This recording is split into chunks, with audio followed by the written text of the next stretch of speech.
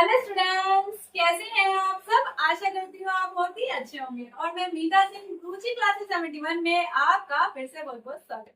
तो देखिए, जैसे मैंने आपको बताया था, हमने कर रखा है अपना मैथ स्टार्ट और मैं आपको प्रीवियस ईयर के क्वेश्चन से यहाँ पर टच करते हुए आपको वो क्वेश्चन करा रही हूँ जो आपके एग्जाम में यानी कि यूपी टेट में आने लगे। वैसे तो देखिए, मैथ जिसमें भी आता है क्वेश्चन सबके लिए ही है, ऐसा कुछ नहीं है, बट यहाँ पर यूपी टेट को टारगेट करते हुए यहाँ पर चल रहे हैं। वैसे कोई भी देख सकता है ये क्वेश्चन हमारे आ गए। तो चलिए आएगा, कौन सा क्वेश्चन लिया है मैंने, देखिए यहाँ पर मैंने लिए हैं बेंच और विद्यार्थी से प्रश्न। आपने देखा होगा इस तरह के क्वेश्चन हमारे एग्जाम में काफी आते हैं। तो चलिए देख लेते हैं कैसे। देखिए क्वेश्चन हमें क्या दे रखा है।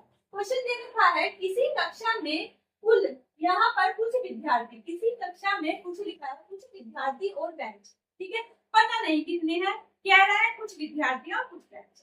नेक्स्ट लाइन में क्या कहता है, जब प्रत्येक बेंच पर 3 विद्यार्थी बैठाए जाते हैं, क्या होता है, जब प्रत्येक बेंच पर 3 विद्यार्थी बैठाता है वो, तो क्या होता है, तो 4 और बेंच की आवश्यकता होती है। यानी कि उसको क्या होती है, 4 और बेंच की, यानी कि कम पड़ जाते हैं वहां पर बच्चों के बैठने के लिए, तो 4 बेंच की आवश्यकता होती है। और प्रत्येक बेंच पर 5 विद्यार्थी बैठाए जाते हैं, तो क्या होती है, 6 बेंच खाली रह जाती है। अब देखिए कहता है अगर 3 बिठाते हैं तो 4 की जरूरत पड़ती है, और लेकिन अगर 5 बिठा देते तो हमारे 6 बेंच खाली रह जाते हैं, ये कह रहा है।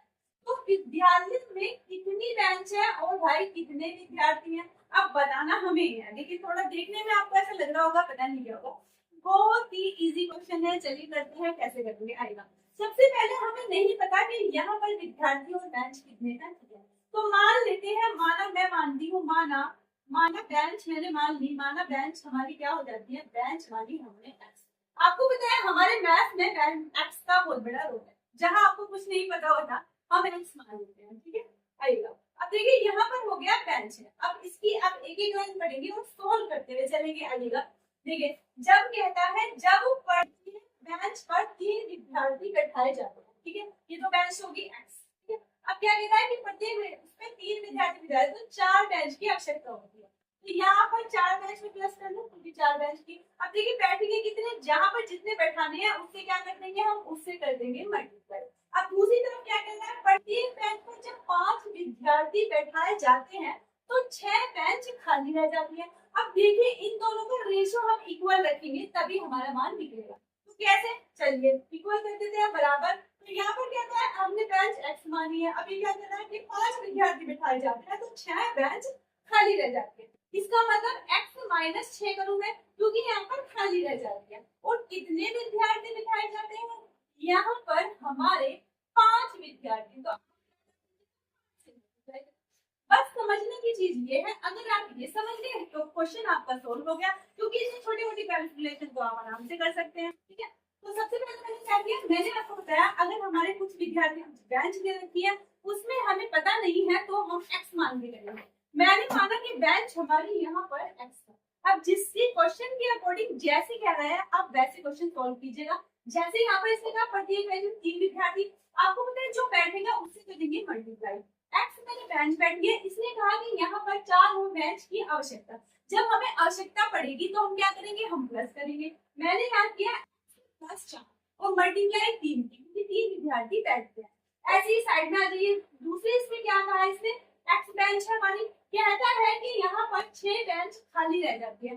जब हमें जरूरत थी तब हमने क्या करा, 4 की जरूरत थी तो 4 हमने प्लस कर दिया, लेकिन यहाँ पर ही कहता है खाली रह जाती है, यानी कि एक्स्ट्रा है। एक्स्ट्रा है तो क्या करेंगे, हम करेंगे माइनस, यानी कि x माइनस 6 करेंगे। अब देखिए कहता है कि यहाँ पर क्या होता है, 5 विद्यार्थी बैठाए जाते हैं, इधर वाले में 5 क्या रहेगा, तो जिन्हें बिठाना है उसे क्या करेंगे हम मल्टीप्लाई। अब करते हैं क्वेश्चन को सॉल्व, आइएगा। देखिए क्या करेंगे, इसकी आप x में पहले 3 मल्टीप्लाई, क्या आ जाएगा, आएगा हमारा 3x प्लस 3 चौक क्या हो जाते हैं हमारे 12। अब इक्वल का निशान लगाएंगे, x की जो 5 में करेंगे तो क्या आ जाएगा हमारा, यहाँ आएगा हमारा 5x, माइनस कर देंगे 5 की 6 में मल्टीप्लाई करेंगे तो क्या आएगा, यहाँ पर आएगा हमारा 30। बात है।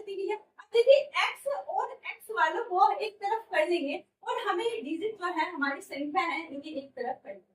अब देखिए अगर मैं इसे 5 में, अगर देखिए आप देखिए 5x है और यहाँ पर मैं 3 को इधर लाऊंगी तो 3 क्या हो जाएगा माइनस, क्योंकि बराबर से जब हम इधर जाते हैं या फिर इधर जाते हैं तो हमारे चिन्ह क्या होते हैं वो बदल जाते हैं।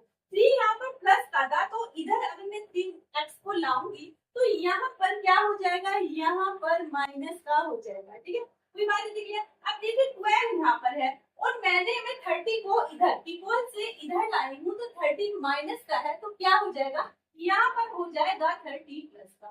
ठीक है, अब इन्हें सोल्व कर लीजिएगा। 5x में 3x है तो क्या बचा हमारा, यहाँ पर बचा 2x, और यहाँ पर हमें इन दोनों को ऐड कर दीजिए तो क्या बचा हमारा यहाँ पर 14।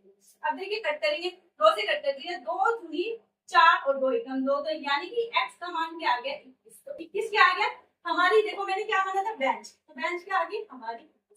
लेकिन क्वेश्चन में क्या पूछा है, इसने कहा है यहाँ पर बेंच, तो मैंने आपको बता दी 21 है, यहाँ पर पूछा है कितने विद्यार्थी हैं। अब देखिए करना क्या है, x का मान हम इसमें रख लेंगे, मान लीजिए ये वाली इक्वेशन में रख लीजिए, इसी में भी रख लीजिए, सेम क्या आएगा। जैसे मैं यहाँ पर करके आपको बता दूं, इसमें रखूं मैं यहाँ पर 21, देखिए इस वाली में रख रही हूँ मैं x प्लस 4 और यहाँ पर मल्टीप्लाई, इसमें रखूंगी मैं x का मान, तो x का मान यहाँ पर 21 है और प्लस कर दिया मैंने 4, ओके, और यहाँ पर मल्टीप्लाई क्या करूंगी, यहाँ पर करूंगी मैं।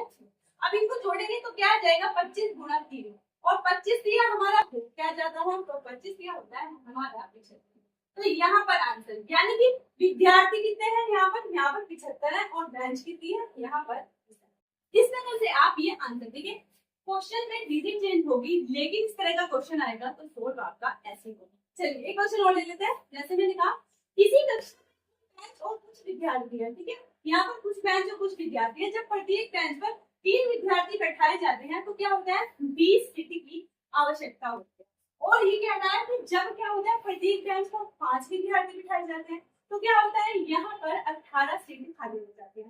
तो सेम क्वेश्चन आपका यही है, यहाँ पर सेम क्वेश्चन यही है। इसकी सबसे पहले क्या करेंगे, हम मानेंगे माना बेंच, बेंच कितनी है, माना बेंच क्या हो जाएगी हमारी एक्स हो जाएगी। इक्वेशन बनानी है, इक्वेशन कैसे, यहाँ पर मैंने आपको कहा था 3 विद्यार्थी बेंच पर बैठे हैं, अगर मैं थोड़ा सा इसको फास्ट करूँ तो 3x कह सकती हूँ, और यहाँ पर क्या कहा है 20 सीटों की आवश्यकता, जब आवश्यकता होगी तो प्लस कर दूंगी, ठीक है, प्लस 20। अब मैंने देखो आपको ये पूरा नहीं लिखा क्योंकि आप इतनी बात समझ गए, जितने विद्यार्थी बैठाने हैं उसको क्या करनी है मल्टीप्लाई हमें करनी है। अब देखिए यहाँ पर क्या हो गया, यहाँ पर क्या ना 5x बिठाए जाते हैं, 18 सीटें खाली रह जाती है, तो यहाँ पर सीटों की संख्या विद्यार्थी जितने बिठाने हैं तो उसकी मल्टीप्लाई हो जाएगी। यहाँ पर 18 सीटें अगर खाली है तो यहाँ पर माइनस होगा, अगर आवश्यकता है तो प्लस और ज्यादा है तो क्या कर देंगे माइनस। अब देखिए ऐसी सेम वही क्वेश्चन बन गया हमारा, यहाँ पर 5x है और यहाँ पर इधर लाएंगे तो यहाँ पर 3x हो जाएगा, ये 20 है और यहाँ पर 18 माइनस का है तो आप इसे यहाँ पर प्लस हो जाएगा, यहाँ पर 2x बचा और यहाँ पर हमारा हो गया 30। अब इसे 2 से कट कर दीजिएगा, यहाँ पर 2 और 2 18, यानी कि x बराबर क्या आ गया हमारा 19। हमारा 19 क्या आ गया, यहाँ पर हमारी बेंच की संख्या आ गई है 19।